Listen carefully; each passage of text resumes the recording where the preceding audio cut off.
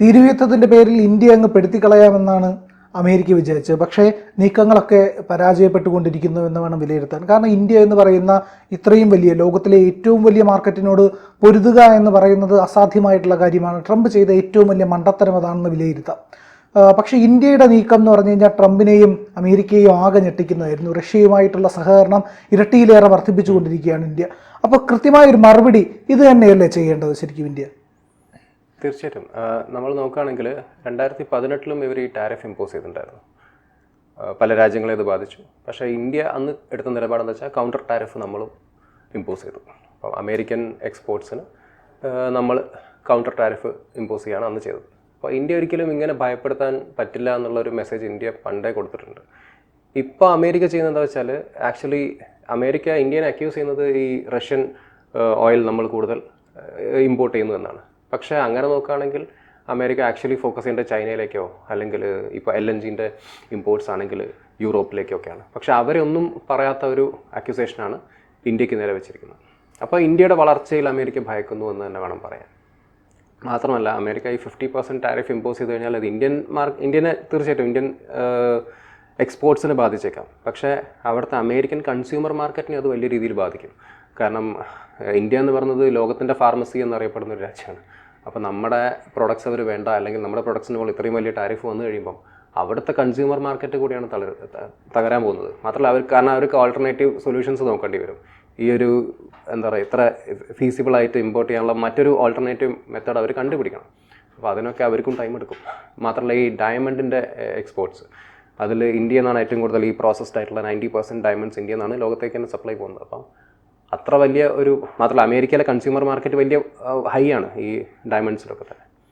അപ്പോൾ pharmaceuticals, agriculture, diamonds അങ്ങനത്തെ പല ഇൻഡസ്ട്രീസിലും ഇന്ത്യ ഒരു ഡോമിനൻറ്റ് പൊസിഷനിൽ നിൽക്കുന്ന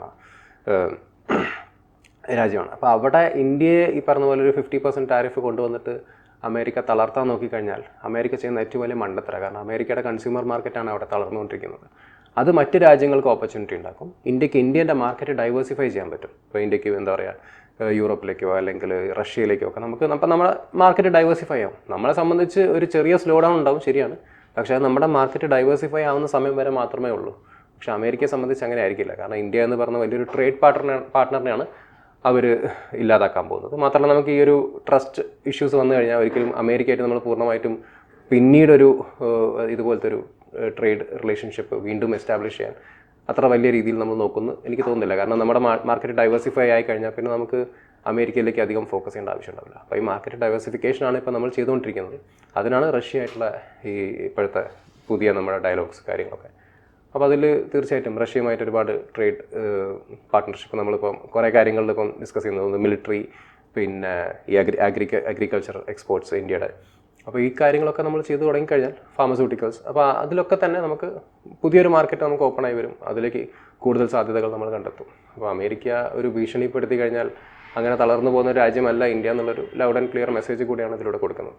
അതായത് ഡിഫൻസിൻ്റെ കാര്യത്തിലാണ് അമേരിക്കയ്ക്ക് മറ്റൊരു അക്കിടി പറ്റിയിരിക്കുന്നത്. F-35 നമ്മൾ വാങ്ങുമെന്ന് അമേരിക്ക വിചാരിച്ചു, പക്ഷേ ഇന്ത്യ വാങ്ങിയില്ല. പകരം Su-57 സുഖോയി ആണ് നമ്മൾ റഷ്യയുടെ കയ്യിൽ നിന്ന് വാങ്ങാൻ പോയത്. അപ്പോൾ അതിലാണ് ധാരണയായത്. അപ്പോൾ അമേരിക്ക ഈ പറയുന്ന F-35 ലോകത്തിന് മുന്നിൽ മൊത്തം വെച്ച് വാങ്ങൂ എന്ന് പറഞ്ഞു. നാറ്റോ രാജ്യങ്ങളിൽ ഉള്ള ബാക്കിയുള്ള രാജ്യങ്ങൾ കൂടുതൽ നിക്ഷേപം നടത്തണം, അതിന് F-35 എല്ലാം യൂറോപ്യൻ രാജ്യങ്ങളൊക്കെ വാങ്ങണമെന്ന് പറഞ്ഞു. അവർക്കും ഇതിൻ്റെ താല്പര്യമില്ലായിരുന്നു. അപ്പോൾ ഇന്ത്യയുടെ വളർച്ച സ്വാഭാവികമായിട്ട് ഈ പറയുന്ന ഡിഫൻസിൻ്റെ കാര്യത്തിലാണെങ്കിൽ കൂടിയും റഷ്യയുമായിട്ട് ചേർന്ന വികസനത്തിലേക്ക് കൂടുതൽ വരുമ്പോൾ അമേരിക്കയ്ക്ക് അതിലും ഇന്ത്യയോട് പങ്കാളിയാവാൻ പറ്റുന്നില്ല എന്നുള്ള ഒരു ചൊരുക്ക് കൂടെയുണ്ടല്ലേ? അതെ. ഒന്നാമത് ഇന്ത്യയെ സംബന്ധിച്ച് ഇന്ത്യയുടെ ഒരു സ്ട്രാറ്റജിക് ഓട്ടോണമി പ്രൊട്ടക്ട് ചെയ്യുന്ന രാജ്യമാണ് ഇന്ത്യ. നമ്മുടെ ഡിസിഷൻസ് നമ്മുടെ സ്വന്തം ഡിസിഷൻസാണ്. നമ്മൾ അമേരിക്കയുടെ ഒരു ക്ലയൻറ്റ് രാജ്യമൊന്നുമല്ല പാകിസ്ഥാനെ പോലെ. അമേരിക്കയുടെ ഉപദേശം കേട്ടിട്ട് വേണം നമ്മളൊരു ഡിഫൻസ് ഡിസിഷൻ എടുക്കാനോ അല്ലെങ്കിൽ ഏത് ആംസ് ആൻഡ് അമ്യൂണിഷൻ പ്രൊക്യൂർമെൻറ്റിലാണെങ്കിലൊക്കെ അമേരിക്കയുടെ ഒരു അനുഗ്രഹത്തോടു കൂടി വേണ്ട. അതാണ് ഇന്ത്യ കാണിച്ചുകൊണ്ടിരിക്കുന്നത്. അപ്പോൾ നമ്മൾ അമേരിക്കയുടെ ഒരു ക്ലയൻറ്റ് സ്റ്റേറ്റ് ഒന്നുമല്ല ഇങ്ങനെ അവർ പറഞ്ഞത് പ്രകാരം നമ്മൾ മൂവ് ചെയ്യാൻ വേണ്ടിയിട്ട്. അപ്പോൾ നമ്മുടെ ഒരു സ്ട്രാറ്റജിക് ഓട്ടോണമി അത് പ്രൊട്ടക്ട് ചെയ്തുകൊണ്ട് തന്നെയാണ് ഇന്ത്യ ഏത് മേഖലയിലുള്ള ഡിസിഷനാണ്, ഇപ്പോൾ ഡിഫൻസ് ആണെങ്കിലോ അല്ലെങ്കിൽ മറ്റു രീതിയിലുള്ള പാർട്ട്ണർഷിപ്സ് ആണെങ്കിലോ ഇപ്പോൾ ഓയിൽ ഇമ്പോർട്ട് അങ്ങനെയുള്ള കാര്യങ്ങളൊക്കെ തന്നെ ഇന്ത്യയുടെ ഒരു പൊസിഷൻ പ്രൊട്ടക്ട് ചെയ്തുകൊണ്ടുള്ള ഡിസിഷൻസ് മാത്രമേ എടുക്കാൻ പറ്റുള്ളൂ. നമ്മുടെ രാജ്യത്തെ സിറ്റിസൺസിൻ്റെ ലൈഫ്, അവരുടെ സേഫ്റ്റി, നമ്മുടെ രാജ്യത്തിൻ്റെ എക്കണോമിക് ഗ്രോത്ത്, ഇതിനൊക്കെ നോക്കിക്കൊണ്ടുള്ള ഡിസിഷൻസാണ് ഇന്ത്യ എടുക്കാറുള്ളത്. അപ്പോൾ അതുകൊണ്ട് തന്നെ അമേരിക്കയെ നമുക്ക് എപ്പോഴും ഒരു സന്തോഷിപ്പിച്ചുകൊണ്ട് മാത്രം എല്ലാ തീരുമാനങ്ങളും എടുക്കാൻ പറ്റുമെന്ന് തോന്നുന്നില്ല. കാരണം ഇവിടെ തന്നെ അമേരിക്ക പറഞ്ഞൊരു കള്ളം അതാണ്. കാരണം ഇന്ത്യയാണ് റഷ്യയുടെ ഏറ്റവും വലിയ എക്സ്പോർട്ടർ എന്നുള്ളത്. അങ്ങനെയല്ലല്ലോ. അപ്പോൾ ഓയിൽ എക്സ്പോർട്ട്സ് ഏറ്റവും കൂടുതൽ ഇന്ത്യയാണ് ചെയ്യുന്നത്. പക്ഷെ അങ്ങനെയല്ല. ഈ പറഞ്ഞ പോലെ അതായത് യൂറോപ്പാണ് റഷ്യ എന്നുള്ള എക്സ്പോർട്ട്സ് ഏറ്റവും കൂടുതൽ കോൺട്രിബ്യൂട്ട് ചെയ്യുന്നത്, അല്ലെങ്കിൽ ചൈനയാണ്. അപ്പോൾ അവിടെ ഇന്ത്യയ്ക്ക് നേരെ അനാവശ്യമായിട്ടുള്ളൊരു ബ്ലെയിം ആയിരുന്നു ഈ ട്രംപ് ഉന്നയിച്ചത്. അപ്പോൾ അവിടെ ഇന്ത്യയുടെ ഒരു സ്ട്രാറ്റജിക് ഓട്ടോണമി പ്രൊട്ടക്ട് ചെയ്തുകൊണ്ടുള്ള കാര്യങ്ങൾ മുന്നോട്ട് കൊണ്ടുപോകാൻ പറ്റും എന്നൊരു കാര്യമാണ് ഇപ്പം കാണിച്ചത്. മാത്രമല്ല ഇന്ത്യയിൽ നിന്ന് ഇവിടെ നിന്നുള്ള ഇമ്പോർട്ട്സ് ആണെങ്കിലും റഷ്യയിൽ നിന്ന് ഇങ്ങോട്ടുള്ള എക്സ്പോർട്ട്സ് ആണെങ്കിലും ഇനി വരും ദിവസങ്ങളിൽ കുറച്ചുകൂടി ഇമ്പ്രൂവ് ആവാനാണ് പോകുന്നത്. ഈ എനർജി മേഖലയിൽ നോക്കുകയാണെങ്കിൽ, അല്ലെങ്കിൽ അഗ്രികൾച്ചർ മേഖലയിൽ നോക്കുകയാണെങ്കിൽ, അതിലൊക്കെ തന്നെയുള്ള പാർട്ട്ണർഷിപ്പും കൂടുതൽ സ്ട്രോങ് ആവാൻ പോവുകയാണ്. അപ്പോൾ ഇന്ത്യൻ്റെ മാർക്കറ്റ് ഇനി കൂടുതൽ ഡൈവേഴ്സിഫൈ ആവും. ഈ പറഞ്ഞ പോലെ ഓസ്ട്രേലിയ അല്ലെങ്കിൽ മറ്റ് യൂറോപ്യൻ രാജ്യങ്ങളിലേക്കൊക്കെ തന്നെ ഡൈവേഴ്സിഫൈ ആവാൻ പോകുന്നൊരു കാര്യമാണ് നമുക്ക് കാണാൻ പറ്റും. ഈ പറയുന്ന ഈസ്റ്റ് ഏഷ്യൻ രാജ്യങ്ങളടക്കം ഇന്ത്യയോടൊപ്പം സഹകരിക്കാൻ തയ്യാറായിട്ടുമുണ്ട്. ഈസ്റ്റ് ഏഷ്യൻ രാജ്യങ്ങൾ ഈ പറയുന്ന ഏഷ്യൻ ടൈഗേഴ്സ് എന്ന് വിളിക്കുന്ന രാജ്യങ്ങൾ ഉൾപ്പെടെയുള്ളവർ. അപ്പം നമ്മളുടെ എനിക്ക് തോന്നുന്നത് അമേരിക്കയ്ക്ക് ഇങ്ങനെ അവരുടെ ഈ സഹകരണങ്ങളൊക്കെ വരുന്നത് കൊണ്ടായിരിക്കും പ്രശ്നം ഉണ്ടാകുന്നതെന്നാണ്. അതായത് ഇന്ത്യ ലക്ഷ്യം വയ്ക്കുന്ന 50,000 കോടിയുടെ ഡിഫൻസ് എക്സ്പോർട്ട്സ് ആണ് ഈ വർഷം ഇന്ത്യ കണക്ക് കൂട്ടുന്നത്. കാരണം നമുക്കറിയാം ഈ ഓപ്പറേഷൻ സിന്ദൂറിനൊക്കെ ശേഷം വലിയ തോതിൽ ഇന്ത്യൻ ആയുധങ്ങൾക്ക് ആഗോളതലത്തിൽ സ്വീകാര്യത വന്നിട്ടുണ്ട്. തായ്വാൻ നമ്മളോട് ചോദിച്ചിരിക്കുകയാണ് Akash defence system, missile defence system കൊടുക്കുമോ എന്നുള്ളത്. അതുകൊണ്ട് D4 വേണ്ടിയിട്ട് D4 എന്ന് പറയുന്ന ഡ്രോൺ ഇതിനെ നിയന്ത്രിക്കാനുള്ള സംവിധാനങ്ങളായിട്ട് ഇവർ ഈ പറയുന്ന സിംഗപ്പൂരും മലേഷ്യയും തായ്ലാൻഡും ഫിലിപ്പൈൻസും അടക്കമുള്ള രാജ്യങ്ങൾ ഇന്ത്യയോട് ആയുധങ്ങൾ ആവശ്യപ്പെടുകയാണ്.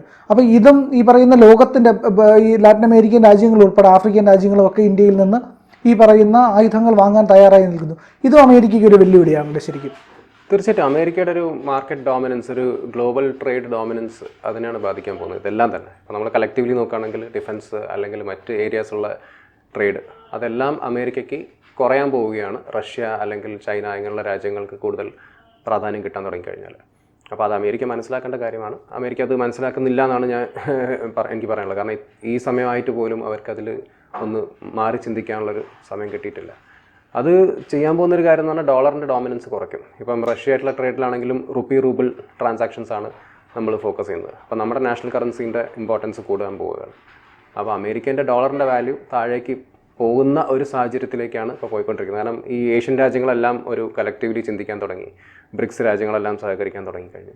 അപ്പോൾ അമേരിക്കയ്ക്ക് അതിലൊരു ഡോമിനൻസ് നഷ്ടപ്പെടുന്നു. ഗ്ലോബൽ മാർക്കറ്റിൽ അമേരിക്കയുടെ എല്ലാ കാലത്തും ഉണ്ടായിരുന്നൊരു ട്രേഡ് ഡോമിനൻസ് അത് നഷ്ടപ്പെടാൻ പോവുകയാണ്. കാരണം ഈ രാജ്യങ്ങളെല്ലാം തന്നെ ഒരു കളക്റ്റീവ് പൊസിഷൻ എടുത്തു കഴിഞ്ഞാൽ അമേരിക്ക പിന്നെ നേരെ താഴേക്കായിരിക്കും അവരുടെ ഗ്രാഫ് പോയിക്കൊണ്ടിരിക്കുക. കൂടുതൽ വാർത്തകളും വിശേഷങ്ങളും നിങ്ങളിലേക്ക് എത്താൻ ABC മലയാളം സബ്സ്ക്രൈബ് ചെയ്യുക, ബെൽ ബട്ടണും അമർത്തുക.